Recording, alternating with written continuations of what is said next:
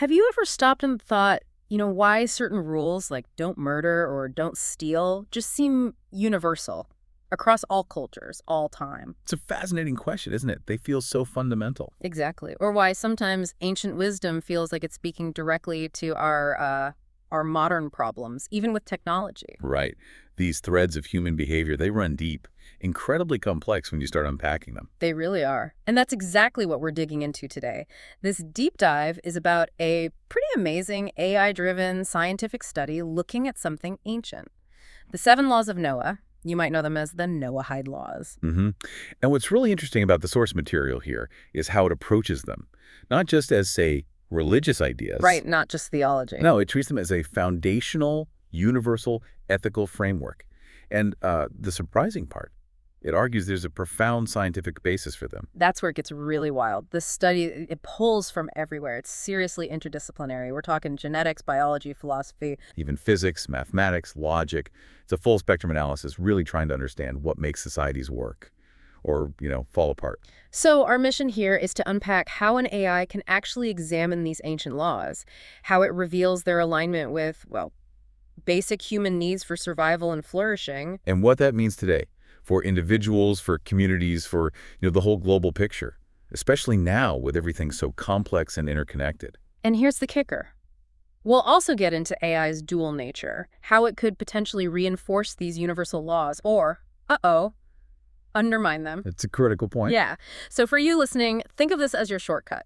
Get well informed on this amazing intersection of old wisdom and new science. We're aiming for those aha moments minus the info dump. Ready to jump in? Let's do it. Okay, so let's ground ourselves first. The 7 laws of Noah. Can you give us the quick rundown? What are these core principles? Sure. Think of them as the basic moral code for all humanity. 6 are prohibitions. Don't worship idols. Don't curse God. No murder. No sexual immorality. No theft. And don't eat flesh torn from a living animal. Okay, mostly don'ts. Mostly. And then there's one positive command. Establish courts of justice. That's the set. Sounds like ground rules for civilization.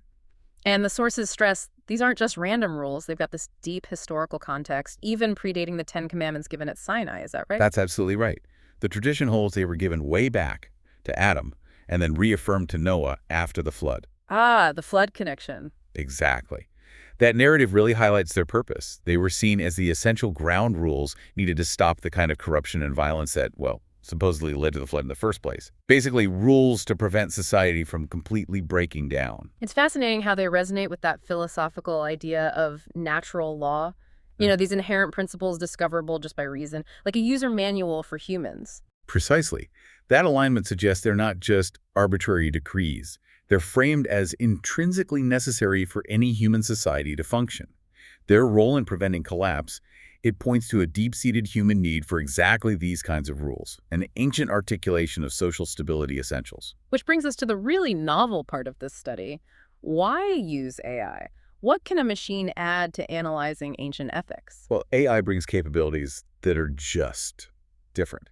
It can analyze massive data sets, spot incredibly complex patterns, even simulate social dynamics in ways we just can't manually. So it's like using history and sociology data as a kind of virtual lab. That's a good way to put it. The AI could potentially sift through historical data, crime rates, economic indicators, conflict levels, and look for correlations.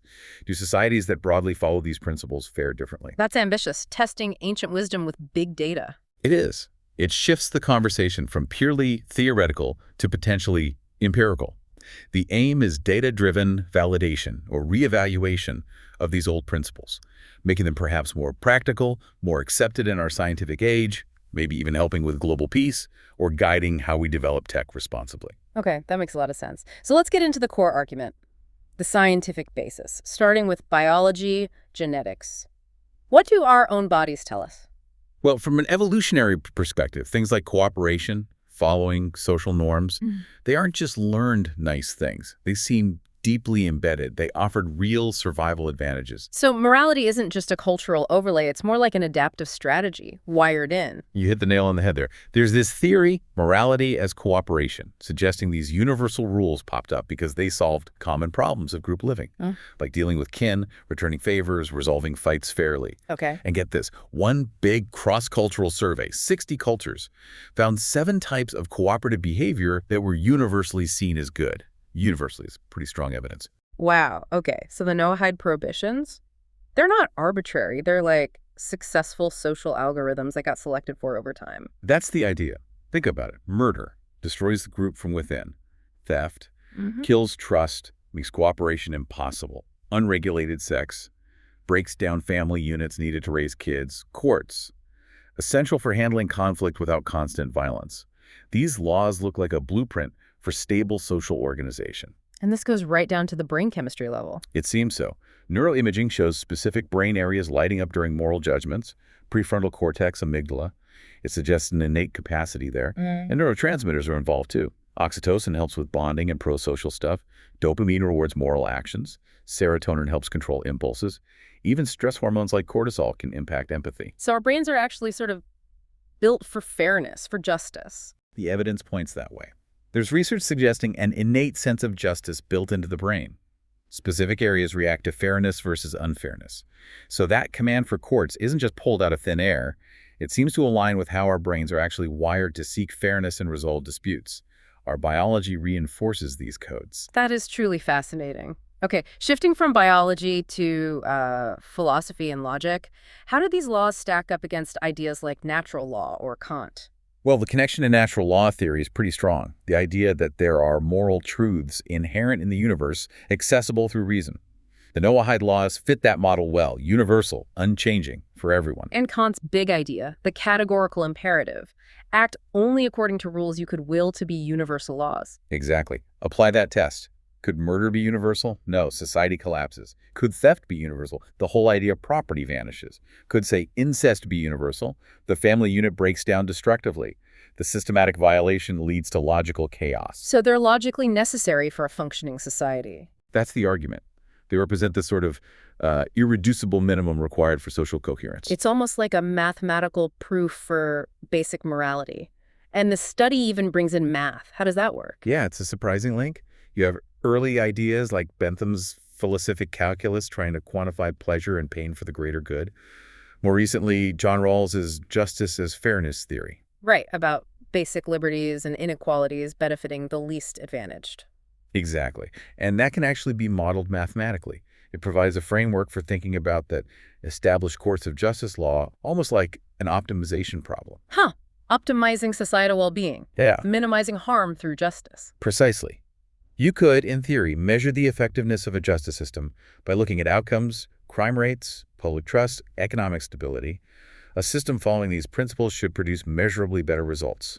AI might even help model or predict the impact of different legal approaches. A science of justice, almost. Incredible. Let's zoom in on a few of these specific laws. Murder, for example. The source really emphasizes its impact goes beyond just the individual death. Right. It's not just ending a life. It's seen as obliterating a unique existence, all future potential.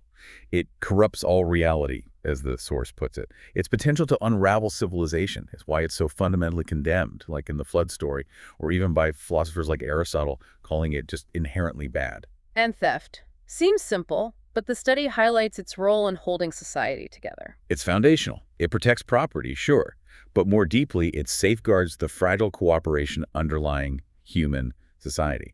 Without trust that your stuff won't just be taken, economic exchange, social bonds, they all break down. The source links widespread theft before the flood to Hamas, this idea of pervasive corruption and violence, destroys stability. Okay. Then sexual immorality. Defined as illicit intercourse, like incest, adultery. What's the societal angle there? This prohibition really points to the family unit as the foundation of human society. Abusing that through illicit acts is described as degrading and destructive, both to individuals and the social order. The idea is these rules protect the structure needed to raise children and maintain social stability. And the really unique one, not eating a limb from a live animal. It sounds so specific, but there's a broader principle. Absolutely. It's not just about that specific act. It reflects a deeper ethic. Mm. respect for life, all life, and a duty to avoid causing needless suffering. It encourages gentle and respectful practices towards animals and the environment. Very relevant to modern animal welfare concerns about sentiences. So the big picture here is these aren't just ancient religious rules or quaint moral suggestions. The argument is they're logically necessary. Violate them systematically, and you get predictable, cascading harms that destroy human flourishing. Exactly. They're presented as essential safeguards against societal chaos and disintegration. The study aims to provide empirical backing for their universal importance. That really lands the scientific basis point. Okay, now let's shift gears. How do these universal morals actually shape us? Individuals and society. What's the psychological impact? Well, for individuals, these principles act like an internal compass. Core beliefs and values that guide choices help distinguish right from wrong. Without that kind of framework, decisions can become chaotic or purely self-serving. And we seem to have an innate sense of morality, something that gets nurtured. That's the idea. A foundational capacity that parents and society then build upon. Shared moral codes also reduce internal conflict, that cognitive dissonance, and foster a sense of belonging, which is psychologically vital. And it shows up in tangible ways, right? Like better emotional regulation in teens who adhere to universal values. Yes, the research suggests correlations there. Universal moral codes seem to fulfill a basic human need for meaning, guidance, and community. It's like an internal operating system. Which leads right into moral development and the huge role of the family. How does that foundation get laid? The family is usually ground zero for this. Consistent reinforcement, consequences, teaching fairness, empathy. That's how kids learn to balance their own needs with others, developing that moral compass. Ties into psychological theories too, like Kohlberg stages, where justice is a central theme in development. Yes. And good parenting here leads to better, more successful children. Early moral development links to better social skills, self-esteem, even better learning and academic outcomes. This passing down of values, especially with warmth and support, creates a positive cycle for society. So zooming out again to societal structures, the rule of law directly tied to that Noahide command for justice seems absolutely fundamental. It's the bedrock, recognized globally as essential for development, accountable government, human rights. And the data backs it up. Strong rule of law correlates strongly with economic growth, peace, better education, better health. It's just systemically necessary. So if you view society as a complex system, these laws are like regulators, keeping things from going off the rails, like a societal immune system. That's a great analogy. The ban on murder prevents the system's basic unit, the individual, from being destroyed randomly. The justice system provides feedback loops, helps society adapt, maintain balance, homeostasis. They're parameters for healthy function, protecting against chaos. Okay, so if they're that critical, what happens when they're broken? The consequences must be pretty severe. Absolutely. Direct harm to individuals, obviously, but also social and economic marginalization and a serious erosion of trust in institutions. At the community level, ignoring ethics fuels inequality, injustice. Systemic problems fester. And it's not just individuals, it affects organizations, whole societies. Like a decay? Exactly. Legal trouble, financial hits for companies, yes, but also a broader decay of professional standards, integrity.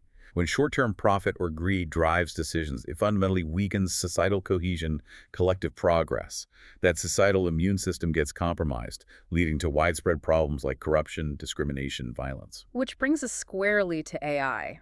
Its dual nature. How can it help with ethics, but also how can it hurt? First, as a tool for analysis. AI can model human moral thinking to some extent, analyze huge data sets to spot patterns in decision-making we might miss. It can act as a mirror, showing us our own biases, our flaws reflected in the data. So it can help us become more ethical decision-makers by showing us where we go wrong. Potentially, yes, by finding correlations, say, between following Noahide principles and good outcomes. But, and this is crucial, we have to remember its limits. Right, it doesn't feel compassion, it's not conscious. Exactly, it lacks genuine understanding, empathy. You can't replace human judgment in ethical decisions. It's a powerful analytical tool, not a moral agent itself. That distinction is vital. Absolutely.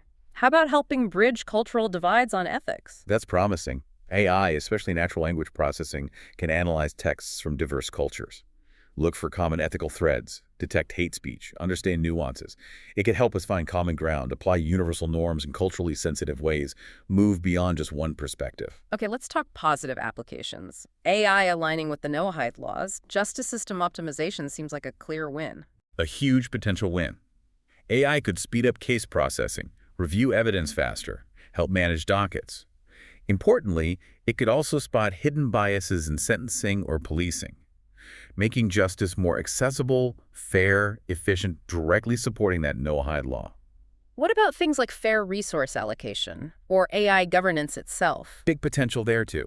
Optimizing aid distribution after disasters, ensuring it gets where needed, avoiding corruption, and developing robust AI governance frameworks is critical to make sure AI itself is developed and used fairly, trustworthily, equitably. And the environment, animal welfare, connecting back to that limb from a live animal law's deeper principle. Yes, definitely. AI can revolutionize environmental monitoring, track endangered species, help fight poaching with predictive analytics, analyze habitat changes from satellite data, even optimize conditions on farms to reduce animal suffering. It helps us be better stewards, maintain that balanced universe. And conflict resolution, peace building.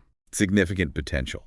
Developing early warning systems for conflicts, assisting in peace talks by analyzing data, suggesting compromises, even simple things like AI-powered translation to break down communication barriers, all helping societies reduce aggression, foster cooperation, aligned with the spirit of these laws. Okay, but the flip side, the detrimental uses. Where does AI clash with these ethics? AI bias is a huge one because AI learns from data, and our data reflects existing societal biases. AI systems can end up perpetuating or even amplifying unfairness. In hiring, loans, healthcare, policing, it can become a tool for systemic injustice, directly contradicting the principle of justice and fairness. Creating detrimental industries, Yes. as the source puts it. Exactly. And then there's the really frightening prospect, autonomous weapons systems.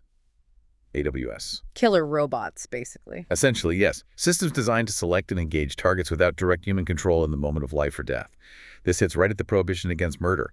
They lack human judgment, empathy, any sense of the value of life. It's digital dehumanization. And the bias problem could make them target certain groups disproportionately. Accountability becomes a nightmare. A profound ethical challenge. It starkly shows AI isn't neutral. Its impact depends entirely on how we design and deploy it. Which leads to the big question. Why do humans break these rules? Even these seemingly universal foundational ones. Let's start with the nature of rules themselves. Right. The source argues rules aren't just arbitrary. They reflect an underlying order, aspects of human nature. The Noahide laws are framed as essential ground rules, and rules evolve like Jewish halakha shows. Core principles might stay, but application adapts. It's an adaptive mechanism for survival. So if they're necessary, why do they sometimes seem to vanish? Why the inconsistency? We see universal patterns, but also lots of variation and rule breaking. It's complex. Yes, there are universal moral themes, but how they're prioritized or interpreted varies. Moral relativism emphasizes cultural difference, though some argue it goes too far. Then there's ethnocentrism, the tendency to favor your own group. The US versus them thing, which can fuel prejudice, conflict with outsiders, even while boosting loyalty inside the group. And there's biology here, too. Oxytocin, the bonding hormone. Paradoxically, yes. It boosts in-group trust, but can increase suspicion of outsiders. So this tension between universal rules and group loyalty helps explain why beneficial laws get ignored or applied selectively. Culture, power, biology. They all mix together, sometimes leading to instability. A really key insight. Okay, what about the individual psychology of rule breaking? What makes people deviate? It's usually a mix of things. Personality might play a role, impulsivity, low conscientiousness. Early environment is huge inconsistent rules. Trauma and neglects can shape your whole relationship with authority. Peer pressure in adolescence is powerful too. And sometimes it's not just being bad, but maybe a symptom of something else. Rebellion, feeling unheard. Exactly. It can be a form of self-expression or protest against perceived unfairness. It highlights rule-breaking often stems from deeper psychological or social issues, not just simple moral failure. Okay, so beyond the individual, what are the sociological reasons? Why does deviance happen at a societal level? Sociology often sees deviance as, well, an inevitable part of society. Sometimes it even sparks needed change or clarifies norms. These like anomie, where norms break down or individuals feeling blocked from achieving goals, can lead to deviant responses. And power always plays a role in defining what counts as deviant. Right. Absolutely. Who has power shapes the rules and how they're enforced. Deviance can act like a societal feedback signal showing when rules are out of sync or when legitimate paths are blocked. It signals systemic stress. What other factors push people towards ethical violations, maybe in workplaces or organizations? Often a complex interplay. Lack of awareness, intense pressure to perform, unclear policies, unconscious biases, the overall culture. Many people can behave unethically without really meaning to, influenced by the situation or how they frame it, like a business frame overriding an ethical frame. So the system itself can push people towards bad behavior. It can. Intense competition, focus only on short-term results, rewarding outcomes without asking how they were achieved. These things can incentivize cutting corners, plus peer pressure to just go along. And tragically, this can spiral into the worst extremes: cultural conflict, genocide. What drives those? Horrors often have extreme roots, radical religious motives, ethnic cleansing, attempts to completely erase the past like a year zero. Wow. But socioeconomic factors are almost always involved. U.S. versus them narratives, competition for resources, inequality, rapid change, political instability, they create the tinder. And ethnocentrism fuels the fire. Massively. It breeds prejudice, justifies aggression against the other. That dual morality kicks in, protect us, harm them. And remember oxytocin, bonding us, distrusting them. These mass violations are often inherent human biases, just amplified to horrific levels by specific toxic societal conditions. One last point here. What about dictators, or even very smart people resisting these laws? Totalitarian regimes often actively suppress critical thinking, targeting educated people who might challenge them. Philosophically, Kant talked about a human propensity to evil, something that needs to be overcome by reason. But ironically, high intelligence, if not guided by ethics, can be used to create very sophisticated justifications for violating universal morals. Intelligence alone isn't a safeguard. Wow. Okay. Understanding why rules are broken is crucial. So let's wrap up by looking forward. How can we use these insights to build a healthier, more balanced global society? Starting with kids, what's the ideal scenario? It's about a holistic approach. Nurturing parenting, good education, healthcare, yes. But critically, moral education from an early age, fostering empathy, critical thinking, a sense of justice. That harmony between adult and child interests in raising them. And this builds that positive feedback loop for society. Exactly. Better social skills, self-esteem, better learning, passing down values warmly. Strong families, strong rule of law, they reinforce each other, leading to better education, health, stability overall. Adherence to universal ethics pays off systemically. And extending beyond humans. How do these laws guide our relationship with the planet, that balanced universe? That law about the animal limb points to a broader ethic. Respect for all life, minimizing suffering. It calls for stewardship, gentle and respectful practices towards the environment, all creatures. It's an ecological responsibility baked into the framework. And AI can help us live up to that. It really can. Environmental monitoring, conservation tech like tracking or anti-poaching AI, making farming more sustainable and humane. AI can be a powerful tool for fulfilling that stewardship duty, helping maintain planetary balance. Finally, electing leaders. That Noahide law of justice implicitly points towards certain qualities. What does the study suggest makes for good leaders, good judges? The qualities listed for judges are key. Yeah. Wisdom, humility, reverence for a higher moral standard, being incorruptible, disdaining money, loving truth, having a good reputation, and critically, no favoritism, impartiality. These sound like universal virtues for any leader, not just judges. Absolutely. Wisdom, humility, truthfulness, impartiality. Societies that manage to select leaders embodying these are far more likely to be stable and just.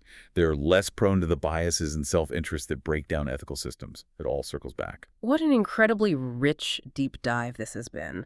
We've really seen how these 7 laws of Noah are presented not just as ancient rules, but as this universal ethical framework with deep roots in science, biology, logic, the works. And we've explored AI as this double-edged sword, a tool that could help us understand and apply these ethics better in justice, environmental care, but also a real danger if used carelessly, amplifying bias or powering autonomous weapons, a mirror to our choices. Right. And digging into why we break rules, it's so complex, not just bad apples, but psychology, sociology, power, group dynamics, even our biology playing a part. Ultimately, this AI-driven look offers some empirical weight, some practical insights for using ancient wisdom today. It feels pretty vital for navigating towards a future that's healthy, prosperous, and balanced for everyone. So, here's a final thought for you to chew on.